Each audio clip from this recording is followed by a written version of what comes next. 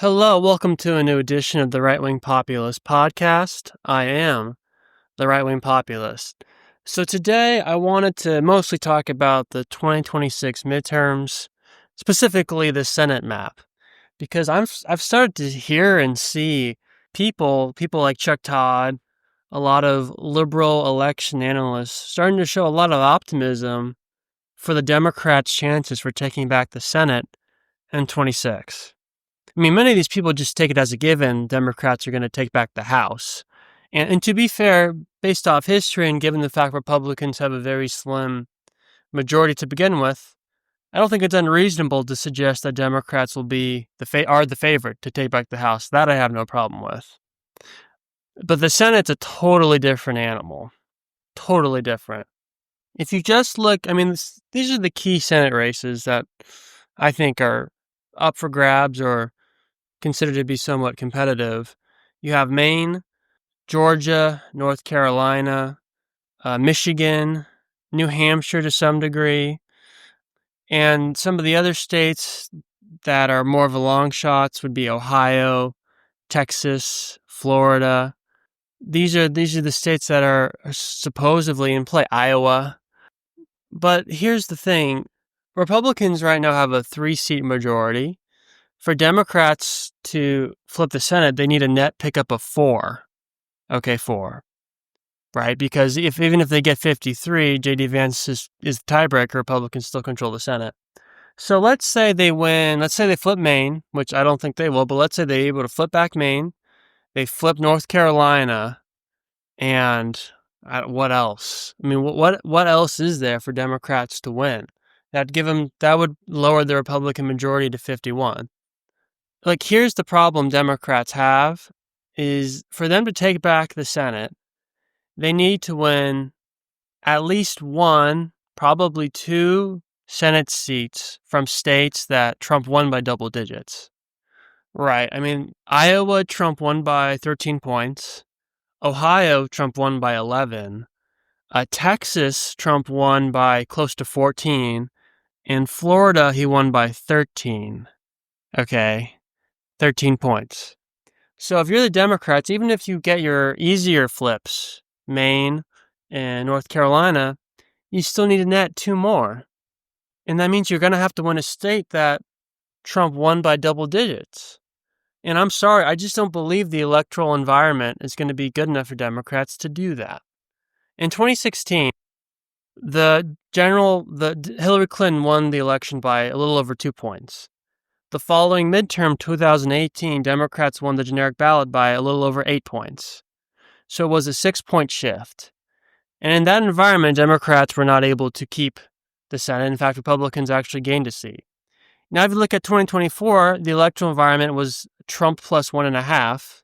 So even if Democrats get the same generic ballot advantage, let's say it moves 6 points like it did in 2018, you're looking at a 4.5, generic ballot for Democrats.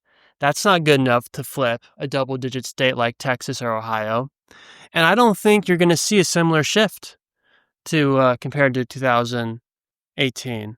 Trump's much more popular than he was during his first term. I mean, he won the popular vote this time versus when in 2016 he lost the popular vote. The Democrat Party is far less popular. So even though I think Democrats will take back the House, that's mostly because Republicans have such a small majority. Like, if the Democrats can't take back the House in 2026, then that party needs to totally just blow up, and then the Democratic Party really is cooked. If they can't take back the House in this upcoming midterm, then yeah, that party's cooked, no question about it. But the Senate, I'm sorry, even if you have a 6-point shift to the left like you did in 2018, you're not going to be able to win Ohio. You're not going to be able to win Iowa. You're not going to be able to win Texas or Florida. Those are double-digit Trump states.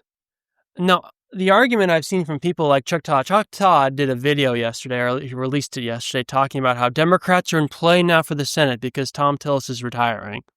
It's like, I'm sorry, North Carolina almost always votes for the Republican in federal elections. Democrats only win governor races in North Carolina. That doesn't mean anything. Republicans win governor races in Vermont. That doesn't mean Vermont's competitive in federal elections. While it tends to be close, North Carolina is a Republican voting state. It just is. The only time they voted Democrat in a federal election was Obama during his 2008 landslide, okay? And even then, it voted for him by a couple thousand votes. The fact that, an election where Obama wins the popular vote by 7 points, he was only able to win North Carolina by a few thousand votes, that just shows you that North Carolina really isn't that much of a swing state, actually. It really is. It doesn't swing. It votes Republican.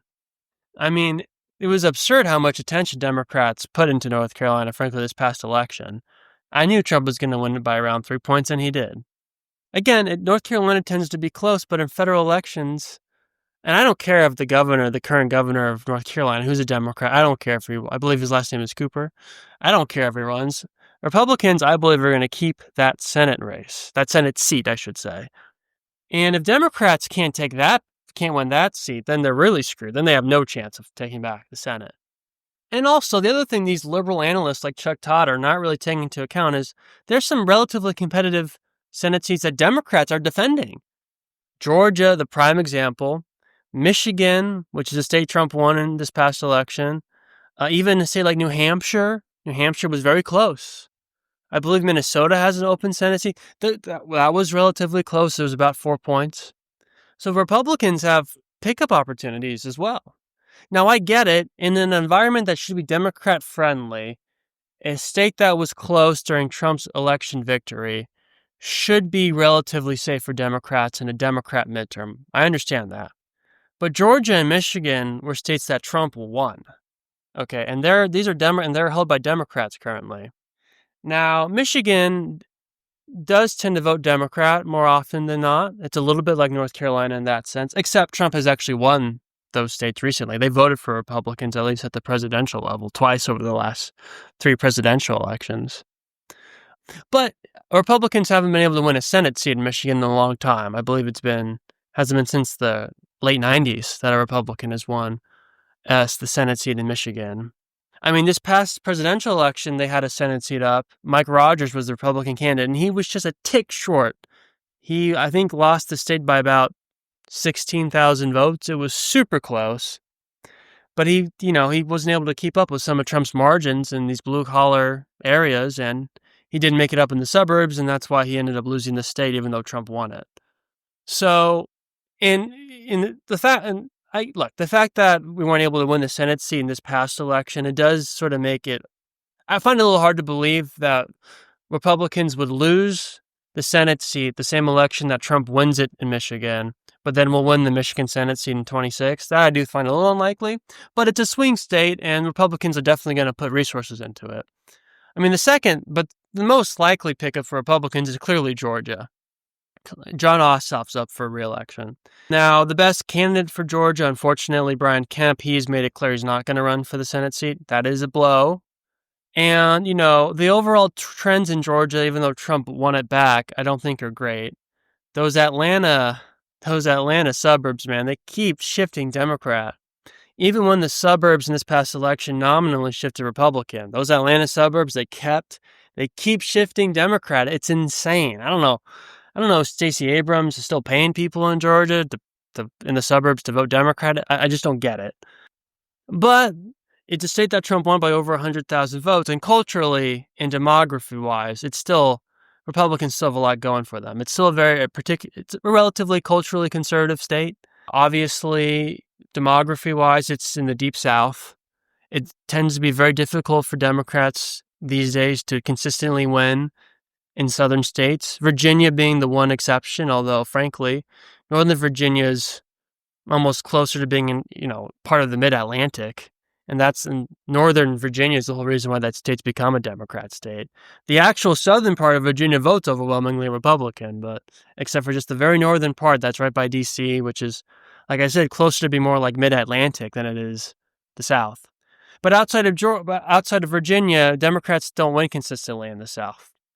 They just don't. So demography-wise and culturally-wise, Republicans, they still have some advantages in Georgia. And Trump did just win it by over 100,000 votes, so I think that's a prime pickup opportunity. Now, Ossoff, he's been kind of clever in some of his voting recently. He's bucked the party line for the Democrats. He's voted in favor of some of the tougher immigration stuff, I believe. So he's going to be difficult to beat, no question about it. But Democrats are going to put a lot of money defending that Senate race. I mean, if Georgia's a fight for Democrats, they're not going to be able to flip Ohio, Iowa, Texas. That's the other thing people are saying about Texas, that Ken Paxton is likely going to be the nominee. And they think that means all of a sudden Democrats are in the game. It's like, they say, well, because he's too much like Trump. Trump just won the fucking state of Texas by 14 points. Okay, this isn't 2018, okay, when, there was a Texas Senate seat up, Ted Cruz's seat, and Beto got within, 2 points of winning. The prior presidential election with Trump in 2016, Trump won the state by under double digits. He won it by like 8 points. Texas had been trending Democrat in 2018.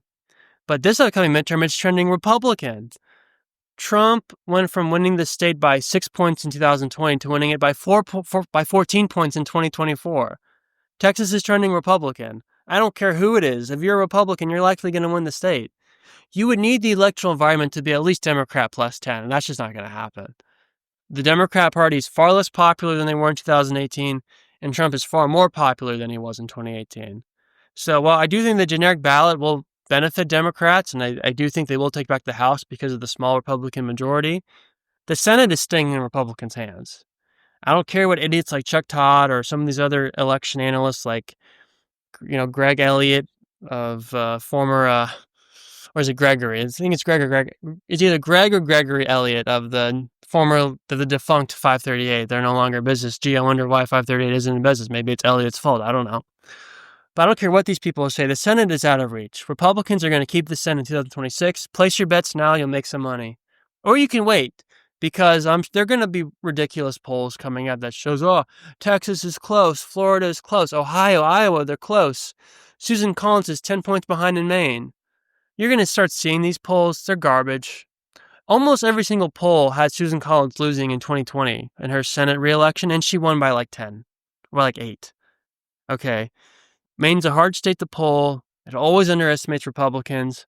Collins is going to likely win her re-election, but even if she doesn't, again, if you're the Democrats, you're going to need to win at least 2 states, at least 2, that Trump won by double digits to flip back the Senate. That's not going to happen. The electoral environment's not going to be good enough. Unless we're literally in a great recession. I'm sorry, that ain't happening. So, I wanted to make that clear because I'm getting sick and tired. And look, if I'm wrong, but I won't be. The Senate's going to stay in Republicans' hands. And if I'm wrong, make fun of me online. I don't care. I'm going to be right about this. The Senate is staying with Republicans. Put it to the bank. So, anyway, one last thing I want to talk about is the big, beautiful bill.